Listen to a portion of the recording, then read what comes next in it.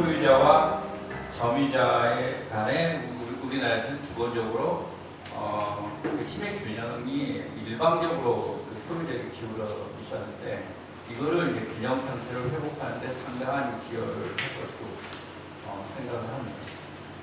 그리고 정치적으로도 상당히 의미가 있다.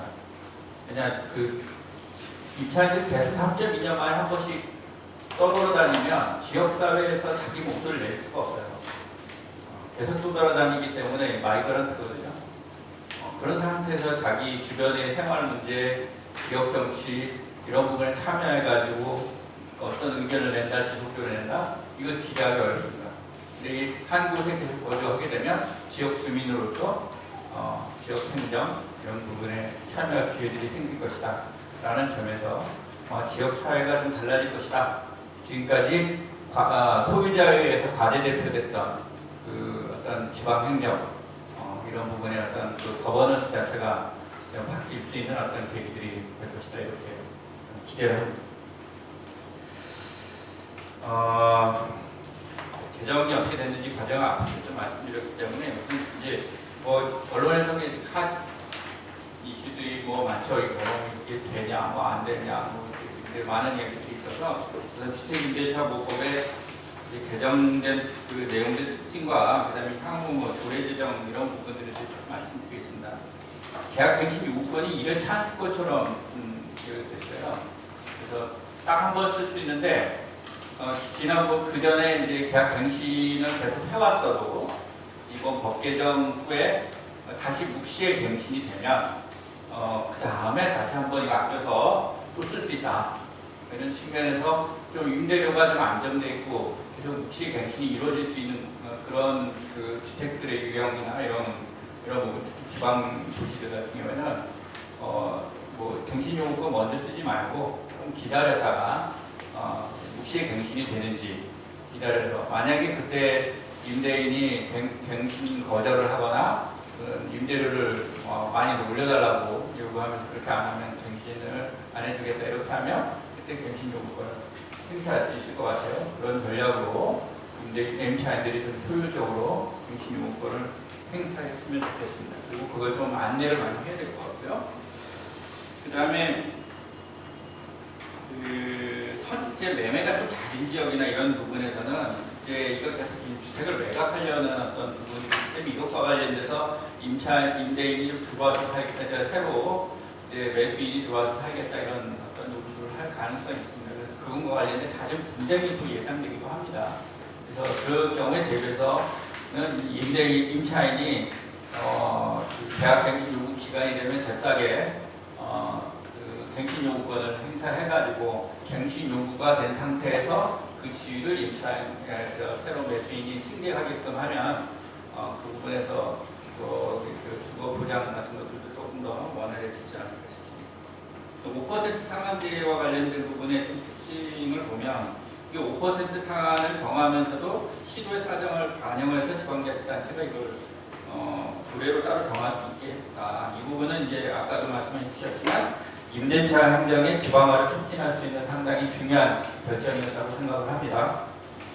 향후 이제 조례 제정을 위해서는 여러 가지 좀 고민들이 좀 돼야 될 것 같은데 첫 번째는 임대료 상한을 정하는 규칙을 좀 개발을 해야 되겠죠. 그 다음에 그에 따라서 임대료 상한을 정하기 위해서 지자체가 수집해야 되는 경제 지표를 좀 결정을 해야 될 것 같습니다. 그 다음에 거버넌스 차원에서 임대료 인상률 상한을 정할 때 의견 수렴 절차와 그다음에 인상률 상한을 정하는 실기구 이런 것들, 절차 이런 것들도 한번 검토해야 되지 않겠나 이렇게 생각하고 있습니다. 질문들이 사실 지금 요새 언론에 빗발치고 있어서 이런 부분들도 약간 좀 이게 제도 시행 중이기 때문에 국민들에게 홍보하기 위해서 조금 설명을 드리겠습니다. 아까는 제가 말씀드렸지만 법 시행 전에 계약을 몇 번을 연장한 적이 있어도 이번에 임차인이 계약 갱신 요구권을 행사할 수 있다. 그 부분이 아주 중요한 것 같고요. 그 다음에 법 시행 후라도 묵시에 갱신이 되는 경우에는 이걸 갱신 요구권 행사를 시지 않는다. 찬스권을 다음번에 더 쓸 수 있다. 그런데 만약 이번에 임대인에게서 사전에 갱신 거절을 당했으면 어떻게 할 거냐? 여전히 갱신 요구를 할 수 있다. 계약 기간이 한 달 이상 남아 있으면 이제 갱신 요구를 할 수 있다는 겁니다. 만약 이미 법 시행 전에 임대인이 갱신 거절하고 다른 임대인하고 계약을 했다. 그러면 갱신 요구권을 행사할 수 없습니다. 이미 법 시행 전에 어떤 형태들이 확정이 되어버렸기 때문에. 그 다음에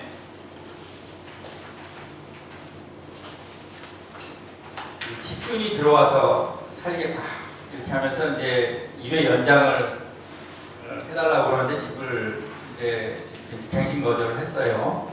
그러면 이제 실제 거절하는 경우여야 되는데 이럴 경우는 임차인이 갱신 요구해도 임대인은 갱신 거절을 할 수가 있습니다.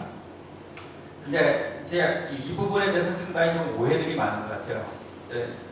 임대인이 내가 들어와서 살려고 하니까 갱신 거절하겠습니다.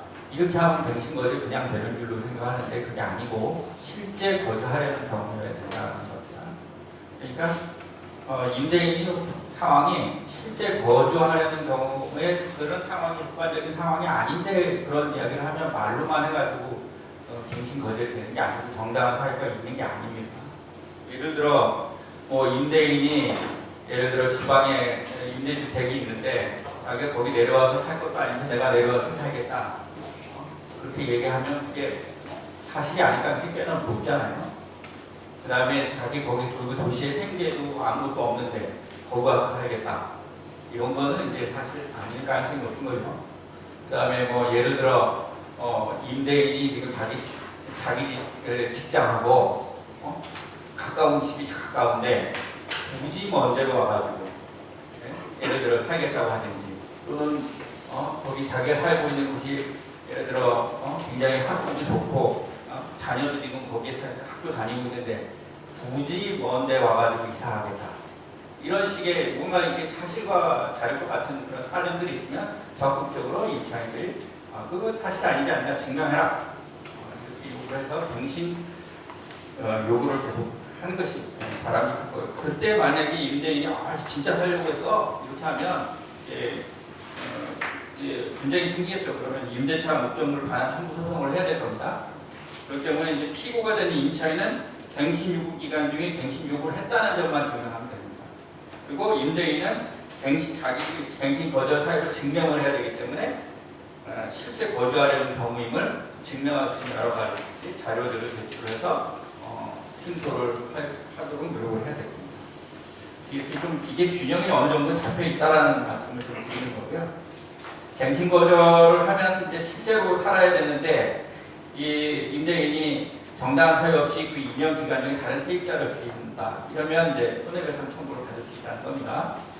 그래서 이제 이때 손해배상 청구를 하면 이제 세 가지 금액 중에 가장 큰 금액을 이제 손해배상 청구를 할 수 있는데 갱신 거절 당시에 월세 3개월분이 있고요. 요거는 이제 보증금이 있을 경우에는 월세를 환산을 해줍니다. 여기 환산 규칙은 이제 법에 정해져 있고요.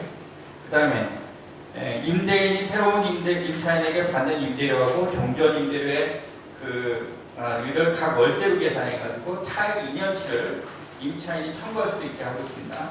이렇게 하면 임대인이 새로 임차인을 드린다고 해도 손해배상을 당하고 나면 아무 경제적 이득이 없겠죠. 똑같은 그 경제적 이득만큼을 배상 청구를 당할 거가 있습니다. 그 다음에 셋째, 임대인이 이제 이런 실거주 등을 사유로 해서 갱신 거절을 함으로써 임차인이 입게 된 손해를 배상을 청구할 수 있습니다. 예를 들어 임차인이 이사가서 더 내게 된 임대료, 그다음에 이사비 부대비용 이런 것들을 이제 합산해서 손해배상 청구할 수 있는 이 중에 가장 큰 금액을 청구할 수 있다는 겁니다. 그래서 정부가 손해배상을 실제로 가능하게 하기 위해서 어디도 발표했습니다만 이제 실제 실거주 사유로 갱신 거절되어서 나간 임차인에게 그 주택에서 누가 살고 있는지, 그다음에 임대차 조건은 뭔지 알 수 있게 정보 열람 청구권을 시행하겠다 하는 부분들을 이 손해배상 청구권을 행사할 수 있게 하는 상당히 중요한 제도로 기능을 할 것 같습니다. 그다음에 이제 매매가 이 집주인이 매매를 했다. 매매를 했어도 이제 갱신 요구권 행사할 수 있습니다. 왜냐하면 임대차를 그 집주인이 승계하기 때문입니다. 다만 새 집주인, 그 임대인이 자신이 거주할 계획이 있다면 갱신 거절을 할 수가 있겠죠. 실제 거절에는 사유임을 증명을 해서 갱신 거절을 할 수가 있습니다. 언제까지 갱신 요구를 할 수 있냐? 이 지금 약간 헷갈리는 부분이 있어서 이걸 조금 더 설명을 드립니다. 이미 체결되어 있는 계약, 2020년 12월 9일까지 체결되거나 갱신되는 계약은 계약 만료일 6개월 전부터 1개월 전의 기간에 갱신 요구권을 행사해야 됩니다. 그런데 주의해야 될 게 있는 게 2020년 12월 10일부터 또 다른 주택임대차보호법 개정법이 시행이 됩니다. 이때부터는 2020년 12월 10일부터 새로 체결되는 계약 또는 그 이후로 다시 갱신되는 계약은 그 계약의 기간 만료일로부터 6개월 전부터 2개월 전 사이에 갱신을 요구해야 됩니다. 그래서 갱신 요구 기간이 좀 변경이 된다는 거, 이 부분을 강조를 드립니다. 그러니까 12월 10일부터 그렇게 바뀐다는 게 아니고 그때 체결된 계약, 그때 이후로 체결된 계약 또는 갱신되는 계약, 그거에 대해서 그렇게 적용이 된다. 이런 말씀을 드리고요. 또 전월세 보증금 전환을 임대인이 그 마음대로 요구할 수 있냐? 그렇지 않습니다. 그래서 그거는 임대인하고 임차인하고 합의해야지만 이제 전환이 된다. 좀 오해 부분이 있어서 좀 설명을 좀 드렸습니다. 조례와 관련해서 여러 가지 제정 방안이 있는데 이건 사실 제가 머릿속에서 생각을 한 거고 아직 그 공모단에 대해서 논의돼 본 부분은 없습니다. 다만 이제 소비자 물가 인상률이나 주거비 물가 지수와 연동해서 거기에 약간의 이제 금액을 조금 더 비율을 가산을 해서 제정하는 안이 있겠는데 장점이 이제 경제 상황 변동을 반영하는 어떤 장점이 있는데 또 단점은 이게 또 그렇게 경제 상황을 잘 반영하는 방법도 아니라는 점에서 요거 장점, 약간의 단점, 이런 탄력성이 부족하다 이런 단점들이 좀 있을 수가 있습니다. 그 다음에 이 방식보다 약간 탄력적으로 적용할 수 있는 게 이제 5% 상한제 범위 내에서 시도지사가 12기구를 넣어가지고 이 적용한 임대료 상한 인상률 상한을 정해서 공표하는 방식 이런 것들이 좀 가능할 수 있는데 이러려면 이제 경제지표 이런 거를 이렇게 산정하기 위한 어떤 경제지표라든지 고려할 요소들을 이게 조례를 좀 정하는 것이 좀 필요할 것 같고요. 예를 들어 소비자 물가 인상률이라든지 또는 주거비 물가 지수, 인상률, 주택 가격이나 임대료 추이, 소득 증가율 등 이런 거, 언제부터 언제까지 이런 부분 인상률들을 계산할 건지 이런 규칙들 이런 것들을 좀 자세히 논의를 좀 해야 될 것 같습니다. 예시로 제가 한번 안 가는 걸 말해서 왔는데 이건 들여다보고요. 도의 경우에는 그 도시하고요, 주요 도시들하고 이제 농어촌 지역하고 현격한 차이가 실제 있거든요. 그런 부분에 차이를 좀 반영을 해줄 필요가 있다고 생각이 듭니다. 그래서 좀 약간 구분해서 정한다든지 이런 방안도 있을 수 있겠다는 생각이 들고요. 또 경우에 따라서는 이제 그 어떤 유형의 주택에 대해서는 그 상한제와 관련돼서 조례에는 따로 적용 안 한다 이런 부분들이 있을 수도 있는데 해외에서는 또 이게 또 부작용을 일으키는 부분도 있어서 주거 시민단체도 이거 지지하기는 조금 쉽진 않다 이런 생각을 하고 있습니다. 향후 입법을 위한 개선까지는 제가 이제 조례 제정과 관련된 부분을 좀 말씀드렸는데 우리가 지금 이게 지방자치단체가 이게 충분하게 이제 사전 합의됐다거나 이러지는 않았던 것 같고요. 그래서 이제 조례 제정에 대한 지자체 입장과 정해진 게 없는 것 같습니다. 그래서 지역별로 이런 부분을 조례 제정 요구하는 다양한 입법 개선 활동이 좀 전개될 것 같다는 말씀드리고요.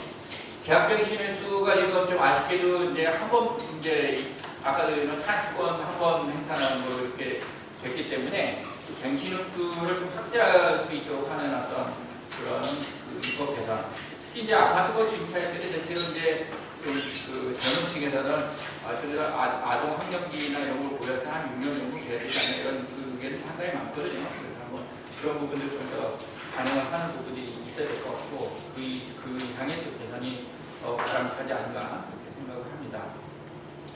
다만 이제 이 갱신 횟수 확대는 지금 일단 당장 4년은 지금 해결이 됐기 때문에 또 그 기간 동안에 이제 계속 논의를 거쳐서 이제 시민들 수요 어떤 좀 필요성 이런 것들에 대한 어떤 의견들을 조사를 해서 해야 될 것 같고, 그 다음에 이제 최초 임대료 인상률 제한 이거 그런 것들도 한번 좀 검토를 해야 될 필요가 있습니다. 이거 이제 앞으로 그 데이터들이 많이 임대차 거래 시구제라면 이제 데이터들이 많이 계속 축적이 될 건데, 뭐 그런 걸 통해서 어느 정도 실제 이제 움직이고 있는 건지 이런 것들을 한번 좀 보는 게 좋을 것 같고요.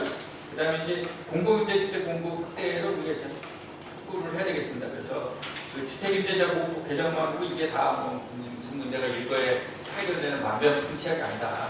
그래서 이제 일거의 수도권, 서울 수도권의 주택난이 해결되기는 어렵기 때문에 이런 부분들에 대한 어떤 것들을 좀 계속 강조를 하면서, 특히 이제 공공임대를 시내 공급을 하려면은 공공임대 의무 지금 공급 비율이나 이런 것들을 재개발 재건축에 좀 상향을 시키고, 또 재건축은 아예 없는데 이 부분에 대해서 좀 부과를 좀 해야 된다 그런 부분들을 말씀을 드립니다.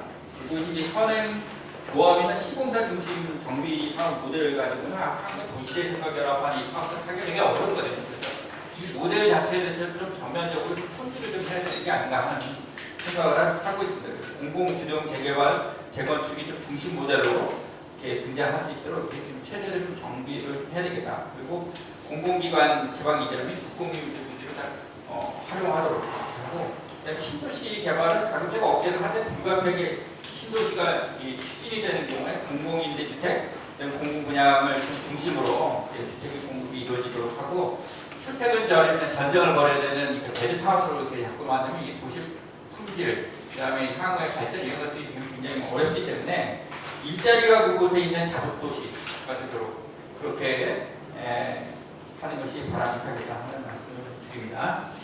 그다음에 이제 민간임대 등록 관련된 입법 개선도 지금 저희가 촉구를 해야 되겠습니다. 이번에 4년 지금 갱신이 가능해졌기 때문에 이제 의무임대 기간이 4년인 단기 일반 임대주택 이런 거는 이제 더 이상 할 필요가 없게 됐습니다. 그래서 지금 이 제도 그대로 놔둘 필요 없게 됐기 때문에 이 부분에 대해서 다시 전면적으로 논의를 해야 되겠다 하는 부분이고요. 그 다음에 이제 8년 이상의 등록임대주택 관련돼서 정부가 신규 등록 해제하기만 아파트 등록임대 외 나머지 남게 되는 주택들에 대한 어떤 세제나 임대 조건 이런 부분 다시 전면적으로 논의를 해서 장기임대에 적합한 임대제도를 만들어 나가야 합니다.